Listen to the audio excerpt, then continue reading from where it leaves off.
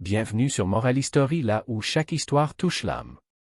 Si cette histoire t'a inspiré, abonne-toi dès maintenant pour ne manquer aucune des prochaines leçons de vie, récits spirituels et contes qui font réfléchir.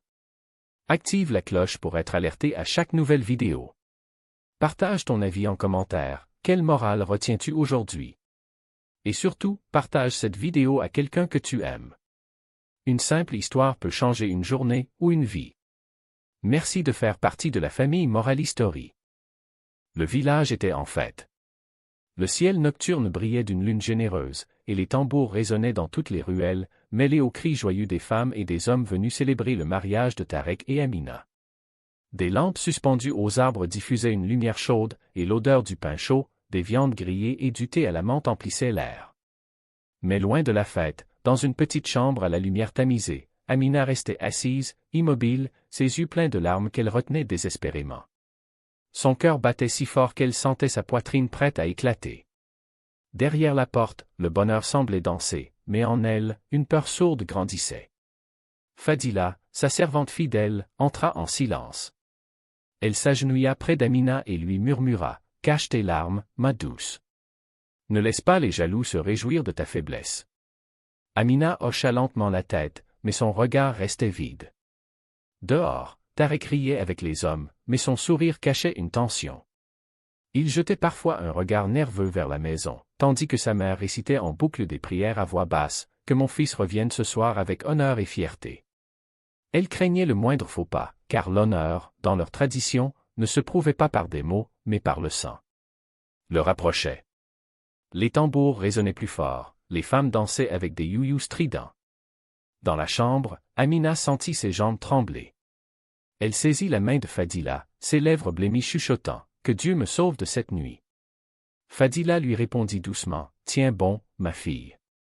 Nul ne sait ce que Dieu cache pour toi. » Soudain, la porte s'ouvrit. Tarek entra. Son visage était fermé, sa mâchoire serrée. D'une voix dure, il lança « C'est l'heure. » Assez pleuré. Amina voulut parler, expliquer, mais sa voix resta coincée dans sa gorge. Tarek s'approcha brusquement, lui saisit la main avec force. Elle retint un cri de douleur. Dehors, les hommes attendaient. « Tarek! Où est la preuve » criait-il. Amina, le souffle court, prit un mouchoir blanc caché sous l'oreiller, y déposa une larme chaude et une goutte de sang qu'elle fit couler de sa propre main avec un petit couteau dissimulé dans sa robe. Sa douleur était réelle. Son cri traversa les murs. Tarek, sans un mot, prit le mouchoir, ouvrit la porte, et le leva devant les hommes. « Allah Akbar » crièrent-ils. Mais dans ses yeux, brûlait une colère froide, une tempête qui ne faisait que commencer point le matin suivant. Le soleil se leva sur le village, mais l'air semblait encore lourd des tambours de la veille. La maison de Tarek accueillait les visiteurs venus féliciter la famille. Des plateaux de dattes, de lait et de gâteaux circulaient entre les mains des femmes souriantes, tandis que les hommes se congratulaient, évoquant avec fierté la preuve de la pureté d'Amina. Certains répétaient les mots sacrés, d'autres murmuraient que Tarek était désormais un homme digne de son nom.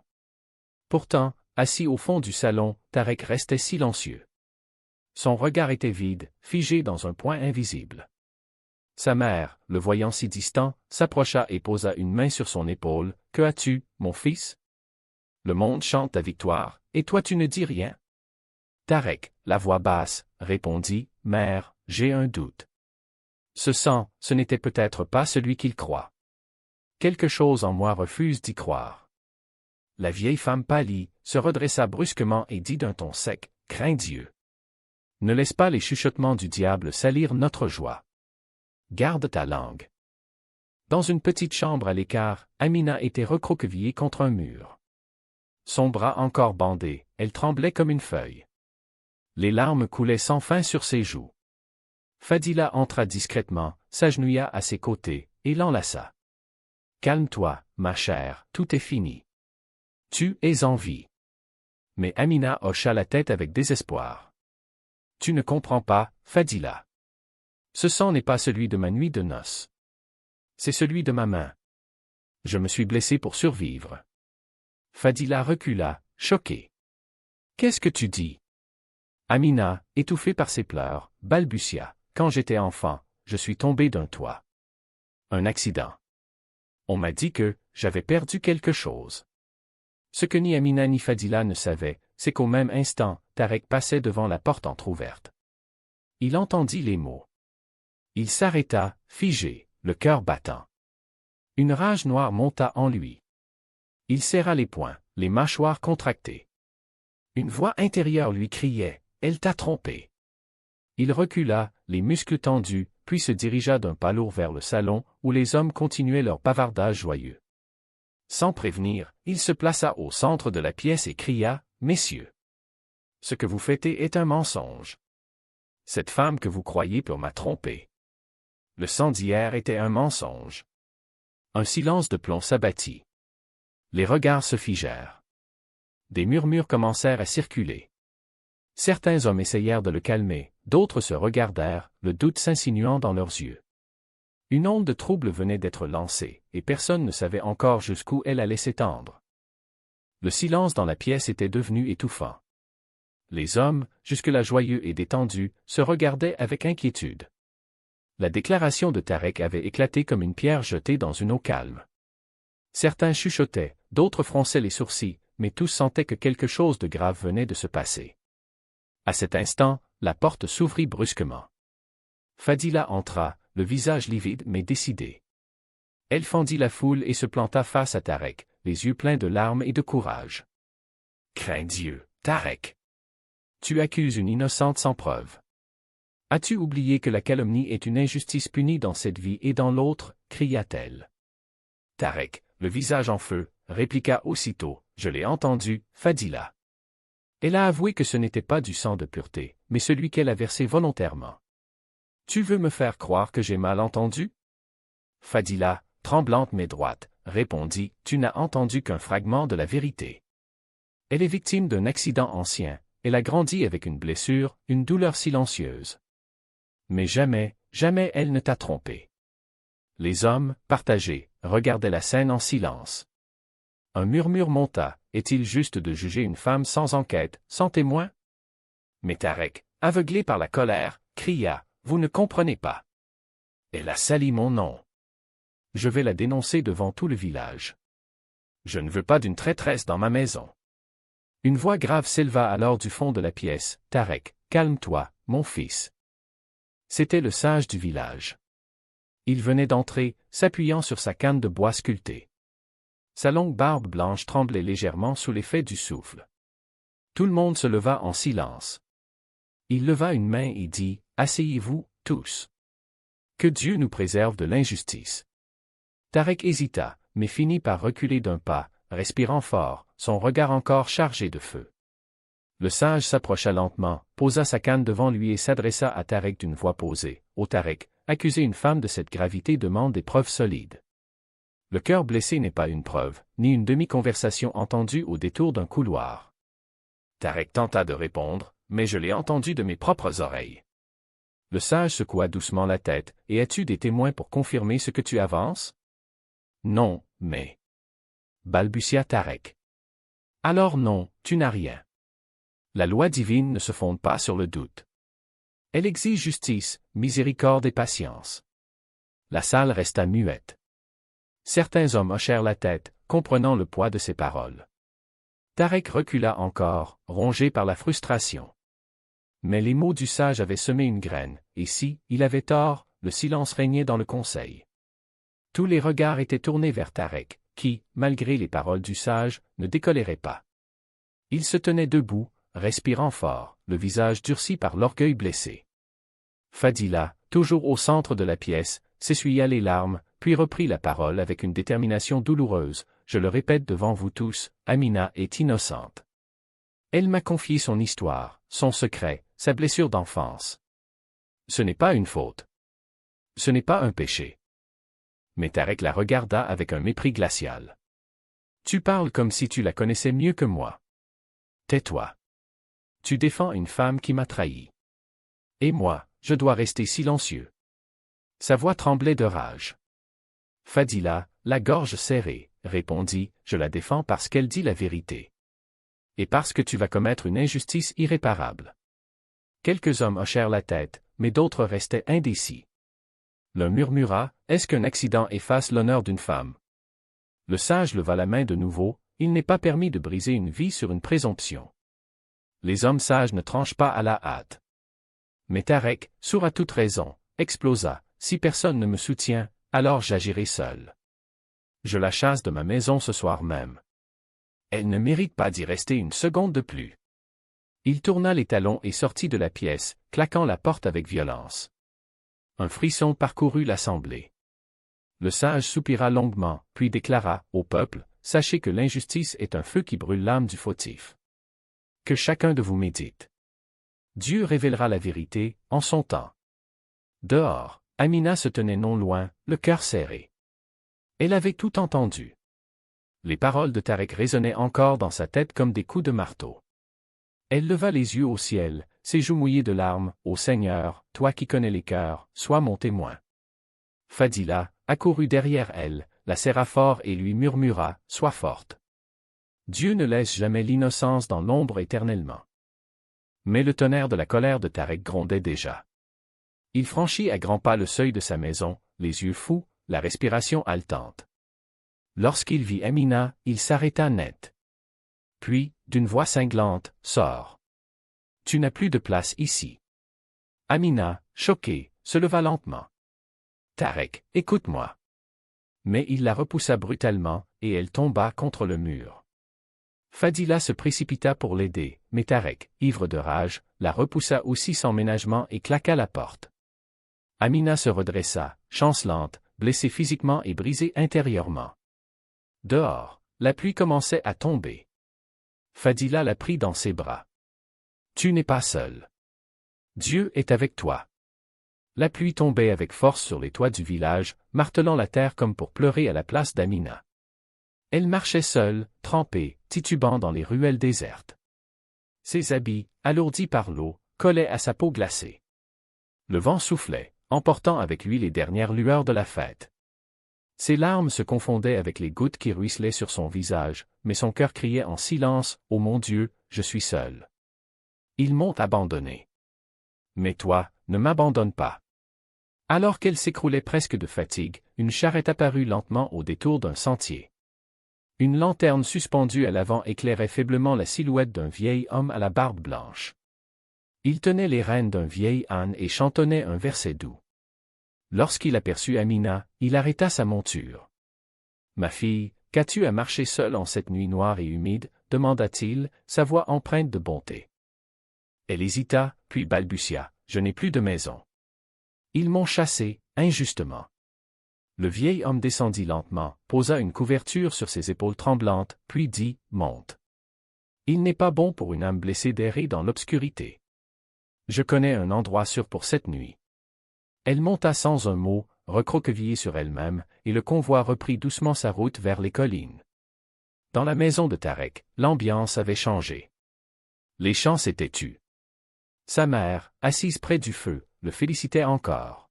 « Tu as sauvé l'honneur, mon fils. Ton nom restera propre. » Mais Tarek ne répondait pas. Il regardait fixement la flamme qui dansait, ses traits figés, son esprit hanté. Quelque chose en lui refusait de se taire. Les mots d'Amina, ses larmes, les cris étouffés de Fadila, tout cela revenait en échos amers. Il se leva soudain, comme pris d'un vertige. Ses pas le menèrent vers la fenêtre. Et là, dans l'obscurité, il crut entendre un murmure. Une voix lointaine, grave et douce, qui disait « La vérité apparaîtra, peu importe combien de temps dure l'ombre. » Tarek sursauta. Il ouvrit la fenêtre, balaya les ténèbres du regard, personne. Le vent seulement, et cette sensation étrange d'un regard invisible pesant sur lui. Il referma la fenêtre avec force, mais le trouble s'était installé. Il retourna près du feu, s'assit lourdement. Le visage d'Amina, au moment où elle l'avait supplié de l'écouter, revenait en boucle. Il serra les dents, murmura pour lui-même, « Elle mentait, oui, elle mentait. » Mais le doute, une fois entré, rongeait déjà les fondations de sa certitude. Le matin se leva doucement sur les collines, enveloppant le paysage d'une brume légère. Dans une petite cabane en bois, nichée au creux d'un vallon, Amina ouvrit les yeux. Le feu dans l'âtre crépitait encore, et l'odeur du pain chaud flottait dans l'air. Le vieil homme, qui s'était présenté sous le nom de Cheikh Ibrahim, était déjà debout, en train de réciter quelques versets du Coran. Sa voix paisible résonnait comme un baume sur les blessures d'Amina. Elle s'assit lentement, couverte d'une épaisse couverture, et murmura « Pourquoi m'aidez-vous, Cheikh ?» « Vous ne me connaissez pas », il sourit doucement, sans cesser ses récitations, puis répondit « Quand une âme souffre, le croyant ne demande pas pourquoi. Il tend la main, parce que Dieu voit. » Elle baissa les yeux, émue. Depuis longtemps, personne ne l'avait regardée ainsi, sans jugement, sans peur, sans colère. Pendant plusieurs jours, Amina resta dans ce refuge discret. Cheikh Ibrahim lui parlait avec sagesse, lui racontait des histoires anciennes sur les prophètes, sur les injustices transformées en miracles, sur les épreuves cachant des élévations. Il lui enseigna la patience, la force du silence et surtout, l'importance de se remettre à Dieu sans jamais désespérer. Pendant ce temps, à l'intérieur de Tarek, le doute s'était mué en agitation. Il ne mangeait plus, ne dormait que par instants.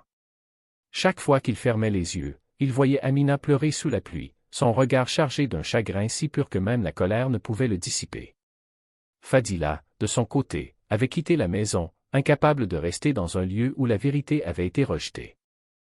Une nuit, Tarek rêva. Il se tenait sur une place vide, au centre d'un désert, entouré de mirages. Et au loin, une silhouette lumineuse s'approchait. Lorsqu'elle arriva devant lui, il vit que c'était Amina, rayonnante, paisible. Elle le regarda sans colère et lui dit « Ce n'est pas moi que tu as condamné. C'est ton propre cœur. » Puis elle s'éloigna, et le désert l'engloutit. Il se réveilla en sursaut, trempé de sueur. Le silence de la nuit pesait. Il se leva, fit ses ablutions, et pour la première fois depuis longtemps, il tomba en prosternation sincère.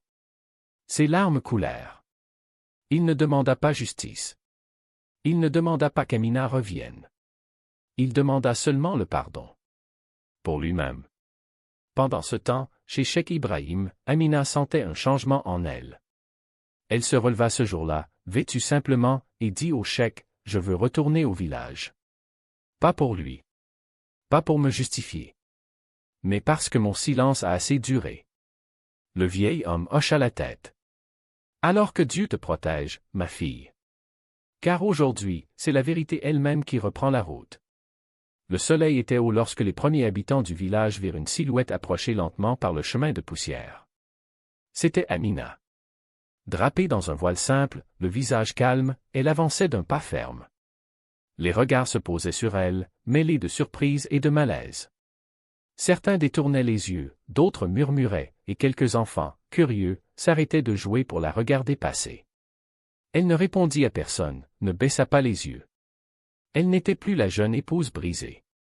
Elle portait désormais une dignité nouvelle, née de la douleur et de la foi. Arrivée au centre du village, elle se dirigea vers la mosquée. Elle y trouva l'imam, un vieil homme sage, qui la regarda longuement, puis hocha doucement la tête. « Je savais que tu reviendrais, ma fille. » Pendant ce temps, Tarek errait dans sa maison, incapable de trouver la paix. La présence d'Amina dans le village s'était répandue comme une traînée de poudre. Il sentit son cœur se resserrer. Il sortit de chez lui, hésitant, et marcha jusqu'à la mosquée. Là, il la vit. Elle priait calmement, sans détourner la tête. Il resta à l'écart, paralysé. À la fin de la prière, elle se leva, se retourna, et croisa son regard. Il s'avança lentement, les yeux rouges, la voix tremblante, « Amina. Je ne sais pas ce que je peux dire qui soit digne. » Elle le fixa, ni dure ni douce. « Tu as déjà dit ce qu'il fallait en me chassant sans écouter. Maintenant, ce que tu feras dira plus que tes mots. » Le silence tomba entre eux, lourd et nécessaire.